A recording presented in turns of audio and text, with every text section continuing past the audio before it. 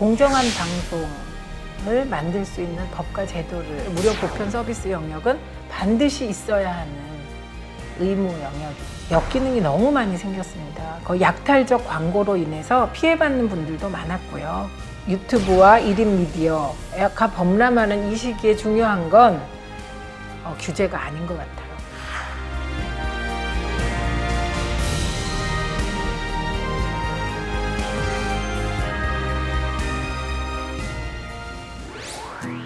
네, 대한민국 대표 국회의원들과 대한민국 방송에 대해 허심탄회한 이야기를 나눕니다. 3인 3색 방송을 말하다. 진행을 맡은 아나운서 이정미입니다.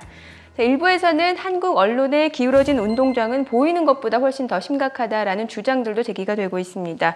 정권 편향적 보도를 쏟아내면서 민주화 이후에 최악의 보수 편향으로 기울고 있다라는 시각도 적지 않은데요. 미디어 플랫폼도 다양화되고 있고 대한 언론도 많이 등장이 됐습니다. 하지만 여전히 대부분의 국민들은 종이 뉴스라든지 방송 뉴스로 세상을 바라보고 있죠. 이에 항상 정의롭고 또 공정한 방송을 위해서 늘 앞장서 주시는 분 자리해 주셨습니다. 새정치민주연합의 최민희 의원님 자리해 주셨습니다. 안녕하세요. 안녕하세요.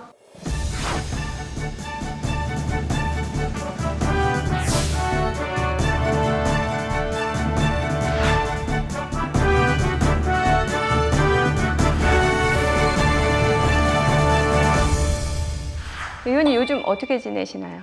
일단 정기국회가 마무리되었고요. 네. 임시국회가 열려 있긴 하지만 중요한 몇 가지 쟁점에 대해서 여야 합의가 끝나지 않아서 사실 의원들은 이제는 국회보다는 자기 해당 지역구에 가서 열심히 뛰고 있는 상황입니다. 저도 남양주에 가서 지금 열심히 뛰고 있습니다. 네, 여러모로 굉장히 바쁘신 날들 계속 되실 것 같아요. 그럼 이곳이 주로 이제 의원님이 업무를 보시는 곳인 거죠? 예, 제가 국회에 있을 때, 그러니까 상임위가 있거나 본회의가 열리거나 기타 여러 가지 당의 일이 있을 때 이제 이곳에 머물면서 업무를 보고 있습니다. 어때요? 되게 정갈하고 깔끔한 느낌이 드는데요. 그리고 약간 여성 의원이시다 보니까 그런 느낌도 살짝 묻어나고 좋은 것 같아요, 저는. 아, 고맙습니다. 네, 제가 사실 이제 여러 가지 뭐 법안이라든지 이슈 쪽에 워낙 관심이 많으시니까 최근에 또 어떤 법안이라든지 아니면 방송 쪽 관련돼서 좀 크게 관심을 두는 사항이 있는가 제가 굉장히 궁금해지거든요. 그러니까 제가 국회에 들어온 이유 자체가 네. 공정한 방송을 만들 수 있는 법과 제도를 어떻게든 만들어 보겠다 이런 생각으로 들어왔거든요. 그래서 국회 들어와서 제가 낸 1호 법안이 미디어 교육 지원법이고요. 그 이후에 낸 법안들은 주로 공영방송 정상화 관련 법안입니다. 그래서 그 한창 MBC에 문제가 있을 때는 김재철 방지법도 낸 적이 있어요. 네네. 그리고 제가 미방위 소속이다 보니 이제 미방위가 주로 다루는 것이 이름이 긴데요. 미래과학방송통신위원회거든요. 줄여서 네, 미방위. 미방위 예. 이렇게 얘기를 하는 거라 뭐 그 관계된 거엔 다 관심이 많습니다. 그래서 올해 제 기억에 가장 남는 건 JYJ법이고요. 그리고 저희가 통신비 인하를 위해서 그 다음에 보이스피싱 방지를 위한 1:1 프로그램법 이런 거 굉장히 기억에 남죠. 네, 의원님하고 이제 다양한 이야기를 좀 나누다 보니까 우리나라 방송이 또 어떤 방향으로 나아갈지에 대해서 이 방향이 좀 잡히는 것 같다는 생각이 듭니다. 그럼 본격적으로 이 3인 3색 방송을 말하다 이야기 나눠보도록 하겠습니다.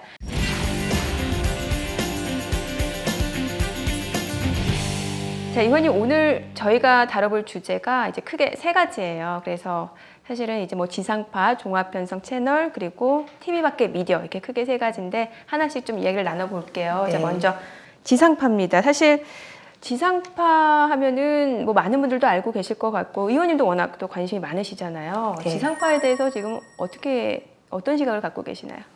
일단 이제 지상파, 위성, 케이블, 네. IPTV 뭐 여러 지금 플랫폼 말씀을 하셨는데 네네네. 이게 이제 방송이 만들어져서 시청자들에게 도달하는 방법을 얘기하는 겁니다. 네네. 그러니까 지상파는 송신탑에서 전파를 쏴서 이게 이제 TV 수상기까지 전달되는 방법으로 프로그램이 전달되는 걸 지상파라고 그렇죠. 예, 하거든요. 예. 이 지상파는 사실은 우리나라 방송의 근간을 이끌어온 그런 방송 형태이고요. 오늘의 방송은 사실 지상파가 이끌어왔다고 해도 과언이 아닙니다. 네. 그런데 최근에는 지상파뿐만 아니라 케이블을 통해서 인터넷 선을 통해서 또 위성을 통해서 그렇죠. 방송을 보기 때문에 아무래도 지상파 혼자 방송을 이끌어 올 때에 비해서는 지상파의 역할이 조금 줄어가는 추세라고 얘기할 수 있을 것 같아요. 네네. 그럼 혹시 의원님은 지상파 프로그램 중에서 좀 즐겨보시는 프로그램이 따로 있으세요? 저는 드라마 광이고요. 네. 개그- 드라마 좀 챙겨서 보시는 편이세요? 네, 드라마 네. 옛날부터 드라마 광입니다. 네네. 그리고 개그 콘서트를 비롯한 개그 프로그램은 찾아서 보는 편이에요. 혹시 요즘에 어떤 드라마 많이 보세요? 저 요새 육룡이 나르샤 봐요. 아, 혹시 유아인 씨를 좋아하세요? 아니요, 저는 김명민 씨. 아, 연기를 너무 잘하셔서. 네, 그 육룡이 나르샤가 굉장히 재밌어요. 근데 네. 그게 예전 같으면 시청률 30%는 거뜬히 넘을 프로그램인데 그렇죠. 요즘 15% 넘기가 힘들거든요. 네네. 그것도 지상파 위기의 한 표현이라고 생각합니다. 아, 실제로 즐겨보시는 프로그램 시청률이 조금 저조하게 나오는 데 대해서 좀 생각을 해보셨나 봐요. 지금 이제 14, 15% 나오는데 이게 과거에 비하면 지상파에서 그 정도 프로그램을 만들면 네. 30%, 최소한 40% 가고 그랬거든요. 네. 10년 전만 해도. 예. 그런데 굉장히 재밌는데 14, 15%밖에 안 되고 그래서 제가 전체적으로 그 지상파 시청률을 이렇게 봤거든요. 보니까 이제 10%만 넘으면 거의 대박이 되었더라고요. 그러니까 지상파 독과점이 거의 깨졌다고 봐야 될 것 같아요. 옛날 말이다라고 보시는 네, 거예요. 그렇습니다. 그럼 혹시 과거에 굉장히 네. 좀 좋아했던 프로그램이 있으셨어요? 인기에 방영되었던 뭐 프로그램이라든지. 많아요. 혹시- 제가 네. 어렸을 땐 우주소년 아톰, 아버지 몰래 봤던 불야성이라는 네. 불륜 드라마. 불륜 드라마. 그거 다 기억나요. 네. 아기 때 본 건, 그러니까 초등학교 때 본 건 뭐 생생하게 여배우의 표정까지. 네네. 그 다음에 김희준이라는 이정민 씨 닮은 배우가 있었어요. 아주 예쁜. 맞습니다. 그 배우가 주연한 아씨라는 드라마는 완전 국민 드라마였어요. 저도 들어본 것 같아요. 네, 드라마 네. 제목을. 예. 그때는 시청률 집계도 제대로 하기 어려운 때였는데 네. 모든 집에서 봤으니까 시청률 100% 아니었을까요? 아마도 네, 그랬을 집계를 것 해본다면. 같아요. 예. 예. 그리고 이제 90년대 들어서 이제 기억나는 그 대장금, 대장 저도 좋아했어요. 네, 예. 첫사랑, 네. 그다음에 동의보감 이런 거 다 생각나시죠? 허준. 그렇죠. 예, 예. 그런 드라마가 다 국민 드라마였고요. 그다음에 이제 90년대 말로 가면 그때 내 이름은 김삼순 좋아했죠. 기억나시죠? 네네. 예, 그 휴대폰에 사람 이름을 개 XX 이렇게 이름 적어놓고 막 네네, 그랬었잖아요. 맞아요. 예. 그 드라마까지만 해도 40%가 넘었으니까요. 그때만 해도 네. 사실은 지상파 독과점이 어느 정도 작동했다 이렇게 볼 수 있을 것 같아요. 그런데요. 네, 그리고 앞서서 사실 이제 지상파의 전성기 또 존폐 위기에 놓였다 이런 얘기 주셨잖아요. 네, 그러면은 네. 의원님 생각하시기에는 지상파 전성기가 언제였다라고 생각하세요? 지상파의 전성기는 90년대 같고요. 90년대. 1990년대 예. 그리고 2000년대 중반까지 네. 전성기가 구가 됐고요.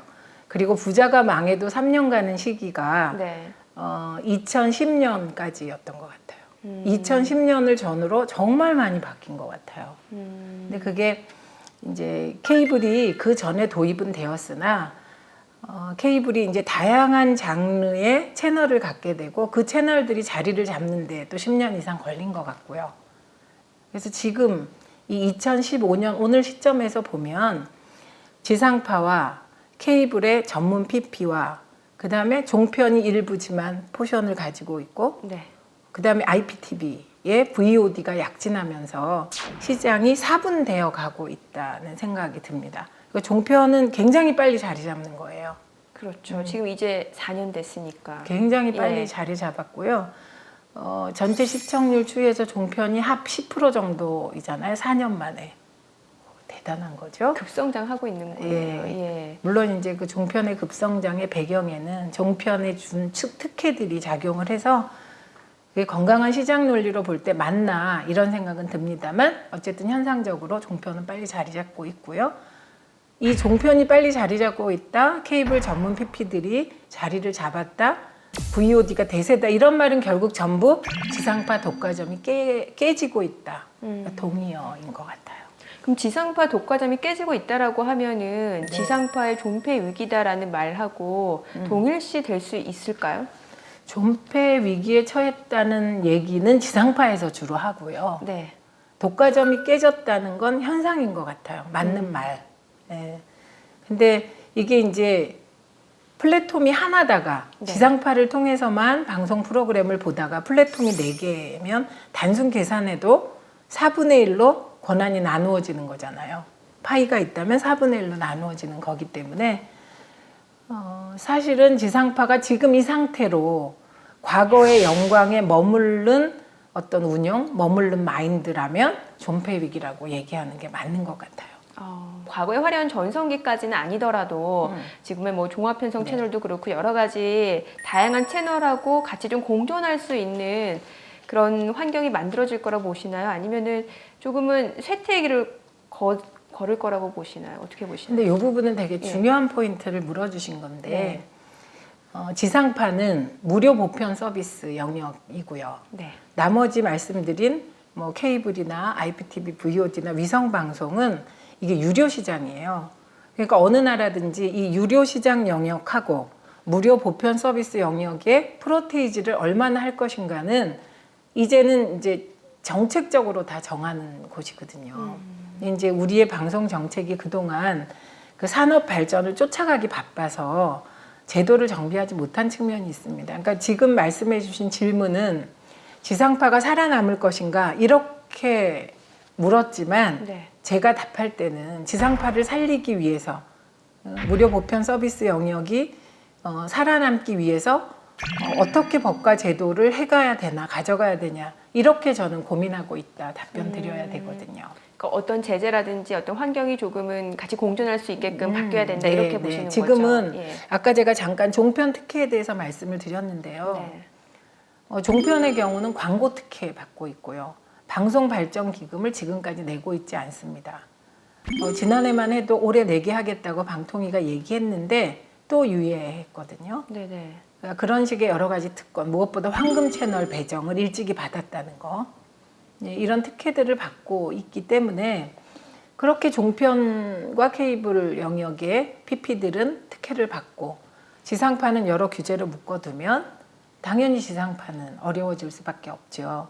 근데 이런 규제 불평등, 불균형은 지상파 독과점 시대에는 필요한 정책이었어요. 그런데 지금 지상파 독과점이 깨진 시점에서는 이제 규제의 방향이 바뀌어야 된다. 이렇게 보고 있습니다. 그러니까 환경이 변한 만큼 규제도 바뀌어야 된다는 그렇죠. 말씀이시죠. 네, 네. 그럼 어떻게 보면 지상파 3사에게 좀 가혹하게 생겼던 규제가 보다 좀 완화될 필요가 있다라는 말씀이신 거네요. 네, 저는 예. 프로그램의 사후 심의는 네. 특정 부분에는 엄격하게 해야 된다고 생각해요. 프로그램 심의 부분은. 그런데 산업적으로 발전해야 되는 측면에 있어서는 규제를 가능하면 풀어서 날게 해줘야죠. 지상파를.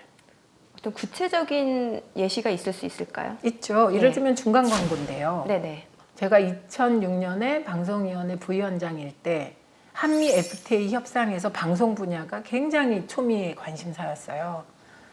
근데 그때 저의 판단으로는 제가 방송위원회 부위원장을 하는 동안은 외국 자본의 국내 방송 투자를 막을 수 있겠지만 이게 대세가 개방 경제로 계속가면 그 외국인들의 방송 투자 혹은 방송 지배력을 끝까지 막을 수가 없겠더라고요. 네. 그러면 우리 고유의 지상파가 어느 정도 자본력과 규모를 갖게 하려면 여러 가지 풀어줘야 할 게 있지만 그때 광고 형태를 풀어주는 것이 필요하다고 봐서 중간 광고를 지상파에 도입하려고 추진했다가 좌절한 적이 있습니다. 왜 안 된다고 했었던 거죠, 그 당시에? 그때는 시민단체에서 시청 흐름이 방해된다고 반대했고요. 네. 그 다음에 보수 언론 뿐만 아니고 진보 언론, 신문사들이 지상파의 중간 광고를 풀어주면 신문으로 흘러 들어올 광고가 지상파로 가게 돼서 불이익을 당한다라고 생각했기 때문에 반대가 정말 극심했어요. 네네. 그런데 그 당시에 이제 더 밀고 나가지 않았던 것은 상황이 조금 유동적이었기 때문이에요. 지상파 독과점이 아직은 좀 더 진행되지 않을까? 네, 이런 생각이 있었기 때문에 무리하지 않았는데 이제는 상황이 달라졌어요. 그러니까 종편, 종합편성 PP와 지상파는 방송 형태가 동일하거든요. 그러니까 뉴스, 교양, 연애, 오락, 드라마 네. 등등 모든 프로그램을 전체적으로 종합 편성하잖아요.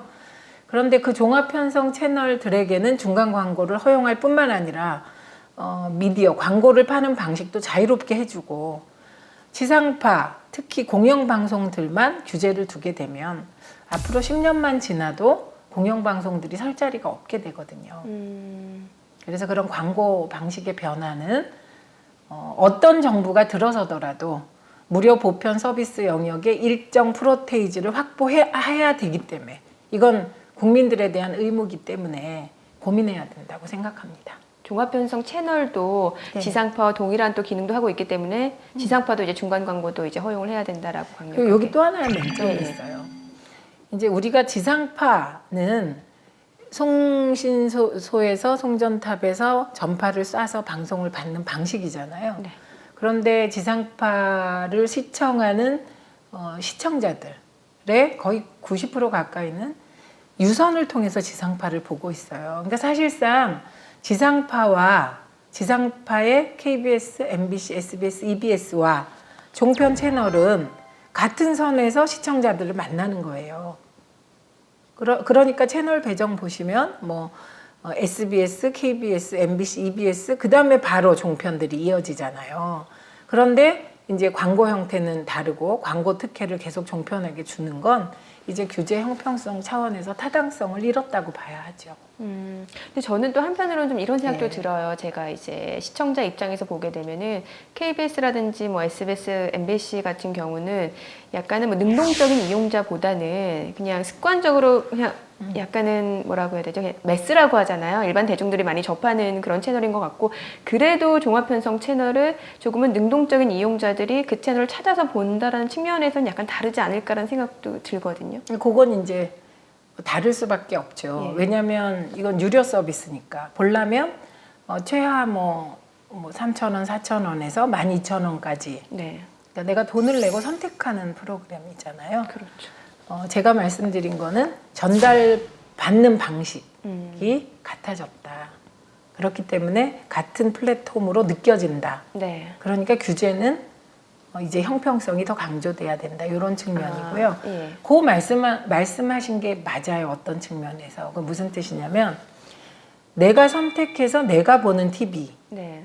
이거는 돈이 있어야 선택하겠죠. 그렇죠. 예. 무료 보편 서비스는 왜 있냐면 내가 유료 채널을 돈이 없어서 선택하지 못하더라도 받아야 될 정보가 있잖아요. 그러니까 만약에 유료 중심으로 시스템이 돌아간다면 예를 들자면 재난방송을 KBS가 하지 않고 무료 서비스가 하지 않고 유료 서비스에서 한다면 유료 서비스에 가입하지 못한 사람들은 재난방송 보도를 볼 수 없는 거잖아요. 그래서 그 무료 보편 서비스 영역은 특히 국가기관 방송으로서의 KBS, 그 다음에 교육방송으로서 EBS, 그 약간 특이한 형태의 공영방송이지만 MBC는 국가가 그 방송들이 존립할 수 있는 근거를 마련해 줘야 되는 거죠. 그러니까 사실은 자본주의 사회라는 게 무한 경쟁 시대잖아요.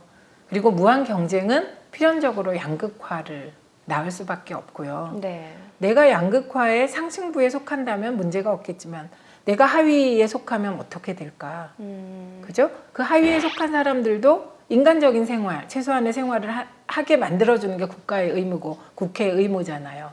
그건 방송도 그렇다는 거죠. 네. 네, 그래서 무료 보편 서비스 영역은 반드시 있어야 하는 의무 영역이다. 이렇게 말씀드리는 거죠. 방송법도 조금 변한다라고 제가 조금 알고 있는데 네, 자세히는 모르겠지만 그런데 지금 공정성이라든지 객관성 이쪽에서 이제 감점을 2배로 강화하겠다. 그러니까 어떻게 보면 그 부분. 네. 규제를 좀 강화하겠다 이런 해석으로 받아들여도 되는 건지 이 부분이 좀 궁금해지거든요. 근데 제가 아까도 말씀드렸지만 규제를 강화할 쪽은 프로그램 사후심의 네. 영역이죠. 네네. 그래서 지금 말씀하신 부분은 방통위가 발표한 방송평가 규칙 개정안을 말씀하시는 방송평가 거예요. 규칙 개정. 거기에서 방송 공정성 부분 등 몇 개 영역의 그 평가 반영 비율을 높이겠다는 거거든요. 네. 근데 이건 시청자들 입장에선 공정성 평가 반영 비율을 높이는 게 좋겠죠. 이제 거기에 대해서 문제를 지적하는 건 다른 게 아니고 네. 지금 이제 방송통신심의위원회가 있는데 그 심의위원회에서 심의한 부분이 방송평가에 반영되는 거예요. 그럼 이 방송평가는 왜 무섭냐? 방송사 입장에서. 네네. 이 평가 점수가 이후에 제어가를 받을 때 반영되는 겁니다. 그러니까 방송평가가 나쁘게 나오면 제어가에서 취소될 수도 있는 거예요. 허가제니까요. 네, 예. 우리나라는 아직 그렇죠. 허가제니까요. 그런데 방송통신심의위원회가 하는 심사가 공정해야 되잖아요. 그렇죠. 그런데 지금의 방송통신심의위원회가 불신을 많이 받고 있습니다. 그래서 정치 편향적 심사를 한다. 이런 비난을 받고 있는데 공정성 심사 결과를 평가에 높이 반영하겠다고 하니까 당연히 문제 제기를 받을 수밖에 없는 거죠. 아, 그런 측면에서 지금 문제가 제기되고 네, 있는 거군요. 문제 제기된 거고요. 원칙적으로 얘기한다면 공정성 평가 결과를 반영률을 높이는 것은 그거는 원칙적으로 맞는 건데 지금 상황적으로 방송통신심의위원회가 신뢰를 받지 못하고 있기 때문에 이제 전문가들이 반대하고 있는 겁니다. JYJ법으로 워낙 네. 한참 이슈가 됐었잖아요. 예, JYJ면은 저도 사실 동방신기 되게 좋아했었는데 그 중에 3명이 관련된 법안인 네. 거잖아요. 예. 이게 구체적으로 어떤 내용인 건가요? 그러니까 JYJ법은 그야말로 JYJ와 같은 사태를 막겠다는 겁니다. 네네. 그러니까 JYJ 사태가 일어난 거 쭉 보시면 우선 동방신기라는 그룹이 정말 한류 열풍을 일으킨 멋진 그룹인데 들여다보니 아이돌들이 노예 계약을 맺고 있더라. 맞아요. 그 당시 사생활도 침해받고 있더라. 많은 논란이 있었잖아요. 네. 그런데 대부분의 아이돌들은 순응하는데 독특하게 JYJ 그 3명은 시아준수, 미키유천, 영웅재준 다 아시네. 이 3명은 네. 거기에 반기를 들고 나와서 그룹을 결성한 겁니다. 그러자 동방신기 소속사인 SM 엔터테인먼트사가 이들에 대해서 부당한 행위를 계속한 거죠. 지상파의 일부 그룹과 이렇게 연계되어서. 그래서 JYJ가 법정 투쟁을 7년 동안 해서 승소했고요. 네. 그리고 공정거래위원회에서도 SM이 불공정 거래를 하고 있다고 법적 판단을 내렸음에도 지상파 음악 프로그램에 못 나가고 있는 거예요. 근데 이제 그거를 막기 위한 법인 거죠. 그래서 법의 내용은 부당한, 그러니까 법원이 판결을 내려 부당하다고 하지 않았는데 지상파가 제3의 외압에 의해서 특정 연예인이나 방송인의 프로그램 출연을 금지시켰을 때 방통위가 개입해서 시정할 수 있게 하는 법입니다.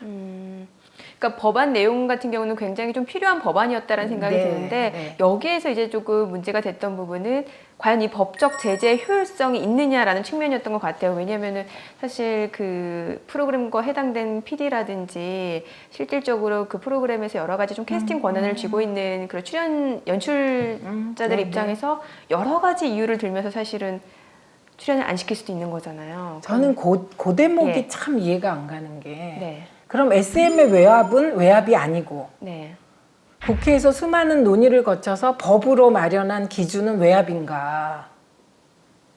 그러니까 국회에서 만든 법은 PD의 출연자 선택권을 제한하고 SM이 직접적으로 이 사람 출연시키면 나 다른 출연자들 뺄 거야. 이거는 침해가 아닌가? 이렇게 묻고 싶었어요. 네. 저는 오히려 국회에서 11개월의 논의를 거쳐서 최소한의 기준을 마련한 거면 사실은 그 긍정적인 면을 보고 활용해서 이제 PD들이 SM의 외압을 끊어내는데 활용해야 되지 않을까. 왜 저렇게 생각할까? 한참 생각했어요. 그랬더니 역시 제가 별로 좋아하지는 않는 말인데 네. 갑의 위치에 익숙하면 그 갑의 위치에 있는 기득권을 버리고 싶어 하지 않는구나.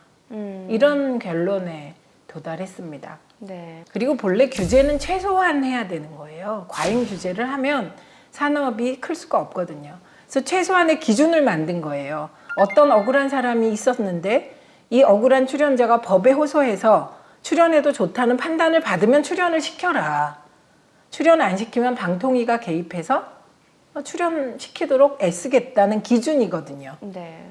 그러니까 효율성을 묻는다면 이게 효율성 있게 작동되도록 노력해달라 이렇게 말씀드리고 싶고요. 만약에 어떠한 노력으로도 기득권 가진 갑들의 연대의 횡포를 막아낼 수 없다면 그건 국회가 존재할 이유가 없는 거죠.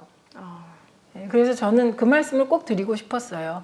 법이 만들어진다고 해서 곧바로 JYJ가 지상파 음악 프로그램에 출연할 수 없을지도 모릅니다.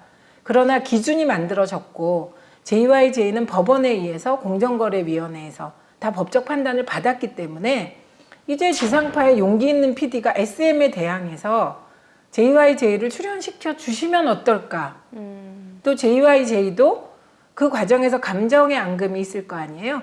그 감정의 앙금들을 좀 딛고 성숙하게 지상파 PD들과 소속사가 얘기를 시작하면 어떨까? 그러니까 JYJ 팬들도 이제 지상파를 비난하고 그러기보다는 제일 좋은 건 내가 좋아하는 연예인이 방송 프로그램에 나오는 거잖아요. 그걸 위해서 이 법을 순기능 쪽으로 활용하면 어떨까? 이런 생각이 듭니다. 네. 무엇인가 잘못되면 고쳐야 되고 고치는 게 정의, 바로잡는 거잖아요. 그렇죠. 네, 그래서 효율성에 대해서 의문 가지시는 거 당연하고요. 네. 그러나 그 의문을 갖는 단계에서 우리가 머물러선 안 되겠다 싶어요. 노력해야죠. 요만큼씩 바뀌어 나가는 거거든요. 네, 대한민국 대표 국회의원의 이야기를 통해 대한민국 방송을 들여다봅니다. 3인 3색 방송을 말하다. 좀 전까지는 이제 최민희 의원님과 지상파 방송에 대해서 다양한 이야기를 나눠봤는데, 소위 말하는 이제 지상파의 위기라는 말이 나오는 그 배경에는 아마도 이 종합편성 채널의 탄생이 아닐까 싶습니다. 실제로 그 당시에 의원님은 그 종합편성 채널이 탄생할 때 찬성하는 입장이셨나요? 아니면 반대하는 입장이셨나요?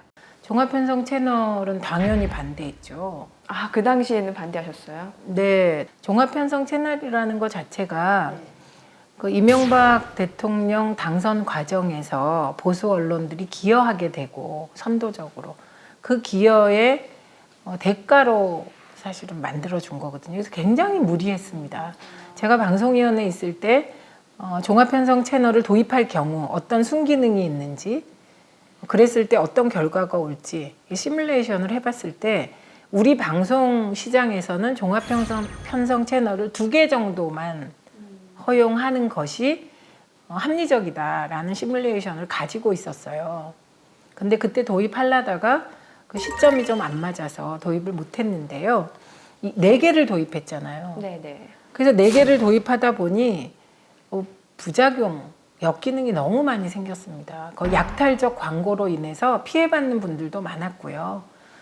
종편이 선정적이고 편파적인 토크, 정치 토크를 하게 된 것도 사실은 그런 무리하게 방송 시장 환경을 고려하지 않은 4개 채널 허용에 있는 것이거든요.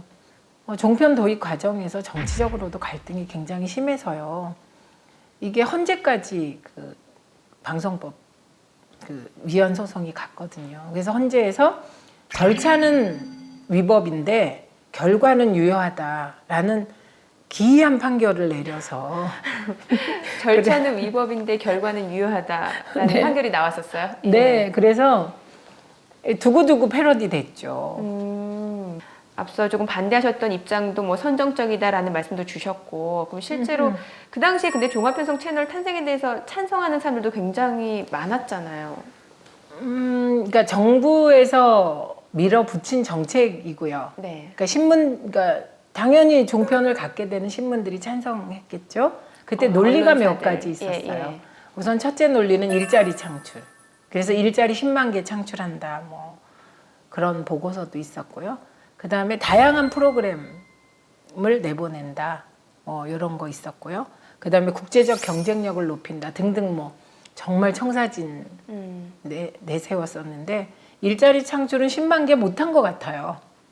얼마까지 한 것 같아요? 아니 제가 이제 2012년에 대정부질의 할 때 자료 봤을 때 1000개도 못한 것 같아요.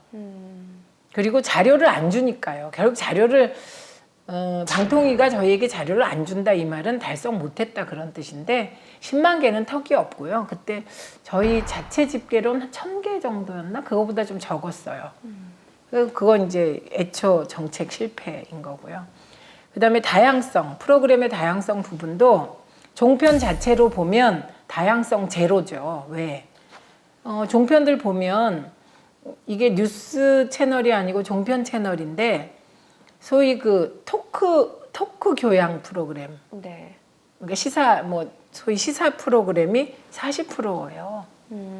종편이라고 하기 어렵죠. 약간 저도 좀 이게 보도 채널인 것 같기도 하고 아닌 것 같기도 하고 조금 정체성에 대해서 약간 애매모호하다라는 네. 생각을 한 적은 있었어요. 그건 예. 이제 여러 명이 나와서 선정적인 토크를 하는 게 만들기 쉽고 시청률을 올리기 아주 쉬운, 그래서 그런 프로그램을 이제 만드는 건데 경쟁도 심해지고 그러니까 지상파에선 볼 수 없었던 험담, 특정 정치인에 대한, 이게 이제 전체적으로 시사보도 프로그램, 정치 토크 프로그램의 질을 하향 평준화시키고 저도 가끔은 있습니다. 약간 거부감이 들 정도의 네. 그런 모습들이 많이 연출이 되더라고요. 네, 그리고 예. 꽃노래도 한두 번이라는 말이 실제로 처음에 굉장히 그 종편의 선정적인 정치 토크가 인기를 끌었거든요. 그런데 최근에는 역기능도 생기는 것 같았습니다. 그래서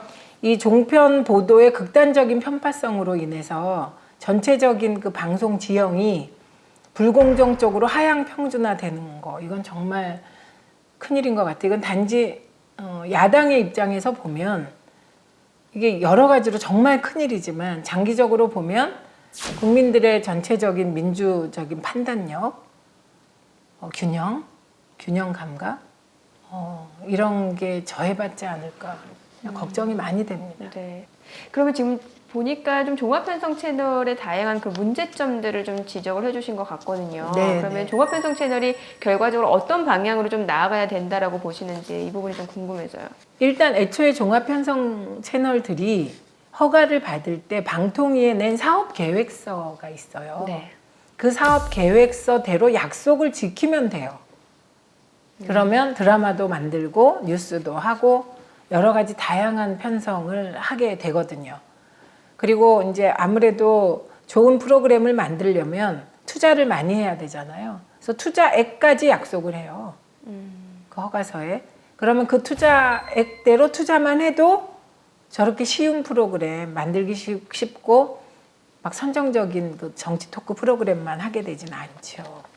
의원님 보시기에는 왜 종합편성 채널이 허가는 종합편성 채널로 받았는데 왜 보도 전문 쪽으로 비중을 늘려나간다라고? 우선 첫째 만들기 쉽고요. 예. 둘째 비용이 적게 들고요. 네. 그다음에 셋째 시청률 올리기가 쉬운 여론 환경이고요. 그리고 더 중요한 게 있습니다.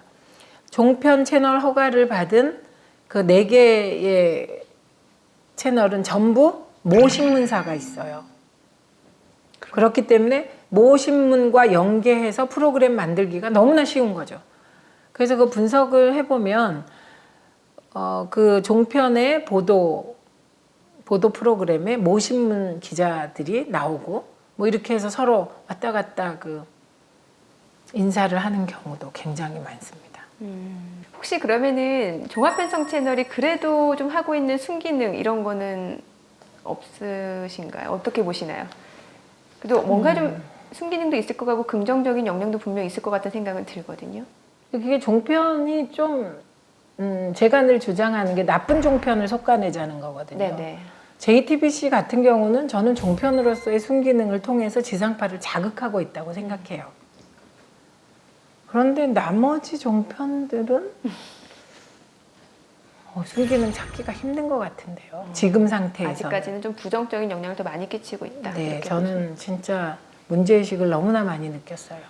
네. 그러면 정말 시급히 해결해야 할 과제들이 너무나 많은 거네요, 의원님. 그러니까 우리 보시기에는. 방송 쪽은 수평적 규제 체계로 바꾸는 거, 아까 말씀드린 중간 광고 같은 것, 그 수평적 규제 체제로 전반적으로 바꿔 나가는 것이 가장 중요한 과제고, 이거는 반대하는 사람이 없어요. 그런데 워낙 방송이 이해관계가 중첩되고 갈등이 심하고 여론에 영향을 미치는 업종이잖아요. 네. 그러다 보니 규제 체계 하나를 바꾸는 것도 쉽지 않은 이런 문제가 있습니다. 그리고 자체적으로 공정방송을 향한 노력이 일어나야 되는데 워낙 그 정권의 의지가 강하다 보니 이게 불공정 보도가 쉽게 해소되지 않고 있는 건 대단히 걱정스럽죠. 그래서 예를 들면 방송 보도를 만드는 KBS에서 종사하는 젊은 기자들이 나를 기레기다라고 참회할 정도의 상황은 전대미문의 상황이거든요. 네.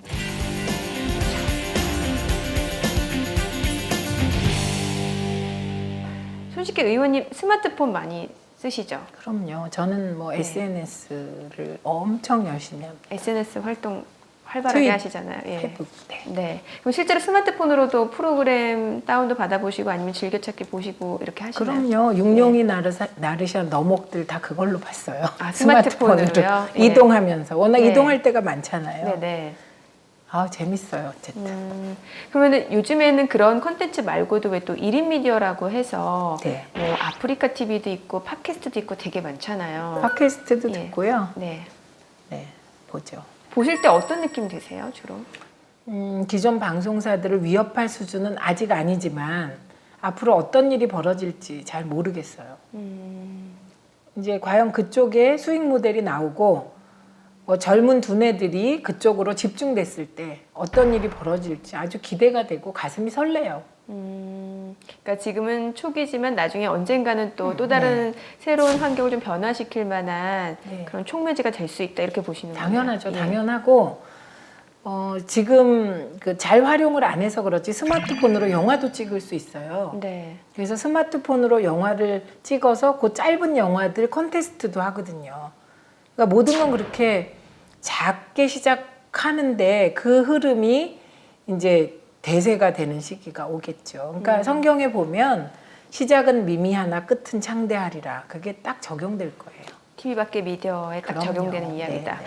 자, 그런데 사실은 이제 뭐 이미 방송 매체를 통해서 나왔던 그런 콘텐츠들은 뭐 심의를 거친 거잖아요. 네. 그런데 그게 아니라 뭐 아프리카 TV라든지 팟캐스트 최근에 보면은 가장 많이 논란이 됐던 게 선정적이다라는 부분. 이런 게 좀 네, 많이 논란이 네. 됐는데 이 부분 어떻게 보시나요?